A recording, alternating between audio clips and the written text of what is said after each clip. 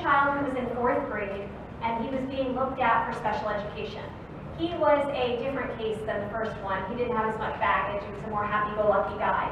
And his teacher had done the first 5 lessons, and I happened to have the privilege and joy of being in his classroom on the 6th day when they were doing color coding. And we did it really extemporaneously. We just grabbed some crayons and did the color coding. And he suddenly, his eyes lit up. And again, remember, he was in line to be referred to be evaluated, because that was all he could do in 4th grade. And he looked at it all, and his eyes just popped, and he said, I get this. I know what I'm supposed to do. Give me a minute. And he ran off and he did it all. And his teacher was so astonished at what he started to do that she came to my course. She got our whole team to come to the course, and then she got the whole school. It's Wayland.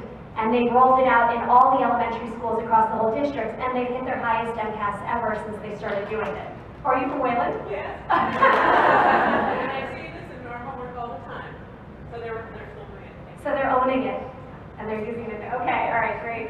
And so I was in this classroom on this day, and it was just like this. The teacher was very excited, except I didn't know what she was doing out in the hall. She was walking her kids to music, and Darcy Foley, I don't know if you know her. And I was afraid she'd be angry at me that this kid would refuse to go to music, and certainly the music teachers, because we all think our discipline is the best, right? And so I'm telling him, you gotta get out. And then the next day I'm walking down the hall, and he stops me, little impulse control issue here. And he yells in the middle of the hall, tree lady, excuse me, you tree lady. Last night I wanted extra dinner, and my parents said no, and then I wrote a 5-paragraph essay arguing for why I should have dinner.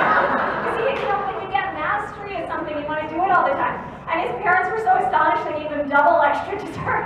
It's like, this really works, it gets you extra dessert. And if you're general ed teachers, are there any general ed teachers here? A couple, okay, great. If you're in general ed, you might be looking at this and saying, hey, this is like some great stuff for my kids who struggle. I would say it's as or even more powerful for the kids in general ed. A lot of them coast. They're able to write well and get by, and this approach is so individualized that we don't accept that. And this teacher kept ramping up the criteria for these kids. And seriously, I have to do more? And we got this one child who was a pretty good writer, from going 1 paragraph to 3. You can see she was working on endings, so she's color coding the ending at this point.